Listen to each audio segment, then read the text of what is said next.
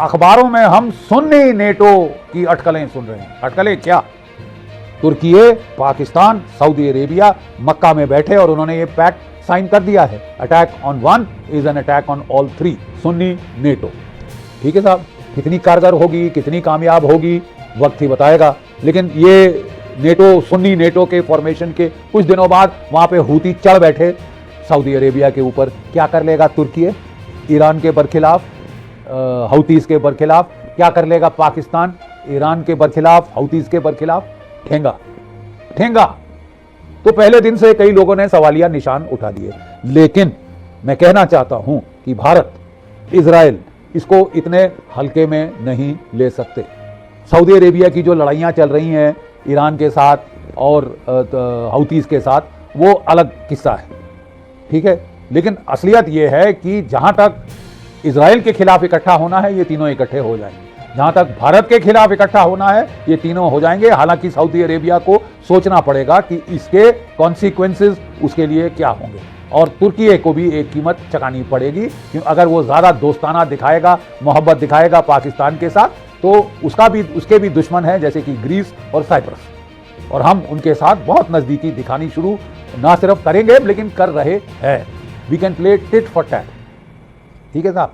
But don't forget, जब पिछले साल ऑपरेशन सिंदूर हुआ था, 1000 ड्रोन दिए थे तुर्की ने पाकिस्तान को, बारियक्ता ड्रोन, बाइकर शिबा ड्रोन और कुछ और अपने इंस्ट्रक्टर बिठा दिए थे मुरीद के ड्रोन कमांड पोस्ट पाकिस्तान में चलाने के लिए, हेल्प करने के लिए, गाइड करने के लिए। 2 मोबाइल कमांड पोस्ट दिए थे जो हमने नूर खान में परखच्चे उड़ा दिए थे, लेकिन तुर्की ने दिए थे। लाखों लाखों डॉलरों का सामान है साहब, कोई इतने हल्के में नहीं लिया जा सकता। तो तुर्की तो ऑलरेडी पाकिस्तान का एलाई बना हुआ है, और अब तो वो अपने आप को नेटो की सुन्नी नेटो बोल रहा है।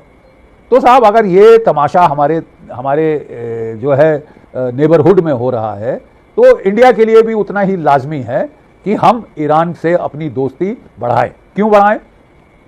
Iran cheapest source of energy है भारत के लिए, ज्योग्राफिकली सबसे नजदीक, सबसे प्रॉक्सिमेट सोर्स है गैस के लिए, ऑयल के लिए। अमेरिकन सैंक्शंस के पहले 30% हमारा तेल, हमारी गैस ईरान से आता था। वो अमेरिकन ने घुड़की मारी, हमने फट से बंद कर दिया साहब। हमने रूस से लेना शुरू कर दिया, अमेरिकन ने घुड़की मारी, हम तो वहां भी बंद करने को तैयार हो गए थे, और बोले कि 5 गुना ज्यादा कीमत पे हमसे तेल खरीदोगे, वेनेजुएला का तेल लोगे, तुम तो बाप के नौकर हो, 51st स्टेट हो। हम नहीं है साहब आपकी 51st स्टेट, ना आपके बाप के नौकर है। ये जरा समझ लेना चाहिए, नहीं समझ आता तो समझा देना पड़ेगा ठेठ भाषा में। सिंपल फैक्ट इज, हमको ईरान की मदद है, चाहिए। पहले तो चीप, सस्ती एनर्जी के लिए। अगर 89% हमारी एनर्जी बाहर से इंपोर्ट हो रही है, तो ईरान हमारे लिए बहुत अहमियत रखता है। जितनी जल्दी ये बात अपने दोस्त इजराइल को समझा दें, उतने हमारे लिए अच्छा होगा। नंबर 1 चीज। नंबर 2 चीज, ईरान हमको लैंड ब्रिज देता है सेंट्रल एशिया को, अफगानिस्तान को। ईरान ने हमें चाबहार का पोर्ट दिया हुआ था, जो हम छोड़ के भाग रहे थे अमेरिकनों के डर से, डोनाल्ड ट्रंप के डर से। अब डोनाल्ड ट्रंप तो खुद पीट गया है, 48 घंटे में घुटने टिकाने गया था ईरान के, 6 महीने हो गए। हम भी देख रहे हैं कितने घुटने किसके टिके, सब देख रहे हैं, दुनिया देख रही। अरे थर थर कांप जाना, हो अमेरिका, क्या अमेरिका? भाड़ में जाए अमेरिका। एक मिडिल टायर पावर को नहीं संभाल सकता। आप समझते हैं कि अगर भारत भी अपने दांत भींच के दिखा दे, तो क्या वो हमें लाते मार सकता है जैसे वो मारने की कोशिश कर रहा? कदापि नहीं, बिल्कुल नहीं। Forget it. ईरान ने अगर तुम्हारी खाट खड़ी कर दी है, भारत को इतने हल्के में नहीं ले सकते। न्यूक्लियर पावर है, दुनिया की 2nd largest army, 4th largest navy, 5th largest air force, ठीक है साहब। और अपनी काबिलियत एयरफोर्स की दिखा दी है ऑपरेशन सिंदूर के दौरान। 4 दिन में खाट खड़ी कर दी थी पाकिस्तान की। भागते फिरते थे, छुपाते फिरे थे अपने F-16, और यहां पे शर्म आ रही थी बोलने में कि हमने ठोक दिए तुम्हारे 13 जहाज, शामिल F-16, शामिल JF-17। नाराज ना हो जाए हमारे अमेरिकन दोस्त कैसे दोस्त? चारों तरफ गदर कर रहे हैं, नुकसान पहुंचा रहे हैं। श्रीलंका में तख्ता पलट, बांग्लादेश तख्ता पलट, नेपाल में तख्ता पलट, अब तो कॉकरोच पार्टी लेके दिल्ली में शुरू हो गए हैं साहब। $1 अरब हमसे खाए कि GE404 इंजन देंगे, डकार नहीं लिया। 4 साल हो गए, 2 इंजन दिए हैं साहब। चोर चोर। अब हमने बोला साहब कि 100 इंजन का ऑर्डर दिया था, तो बोले नहीं वो स्केल नहीं है, हम कहां से नया फैक्ट्री लाइन खोलेंगे, हमने 200 इंजन और का ऑर्डर दे दिया। Throw good money after bad. पहले 1 अरब का जो हुआ आपने हाल देख लिया, 200 इंजन और ये लो पैसे। आई होप पैसे दे नहीं दिए एडवांस में। फिर हमने कहा कि हम अमेरिका की मदद से बनाएंगे। हमारा दोस्त है ना साहब, दोस्त गया भाड़ में। $70 करोड़ प्रति इंजन का दाम पहले कोट किया था GE 414 के लिए, जो तेजस मार्क 2 में लगना है, जो कि हमारे आमका में लगना है। सारे स्वप्ने स्वाहा कर दिए अमेरिका ने और बोला सिर स्वा, 200 करोड़ रुपए प्रति इंजन देने होंगे। कहा 70, कहा 200। और ये आपके दोस्त है, मर रहे हैं आप इनसे दोस्ती निभाने के लिए कि जैसे तैसे हमारी दोस्ती हो जाए, ट्रेड डील हो जाए, रूस जाए भाड़ में, ईरान जाए भाड़ में, ये जाए भाड़ में, वो जाए भाड़ में। और ये दोगले लोगों के साथ अपना आप बैंड वैगन हिच करना चाहते हैं। इससे ज्यादा घातक अपने लिए आप कोई चीज कर नहीं सकते।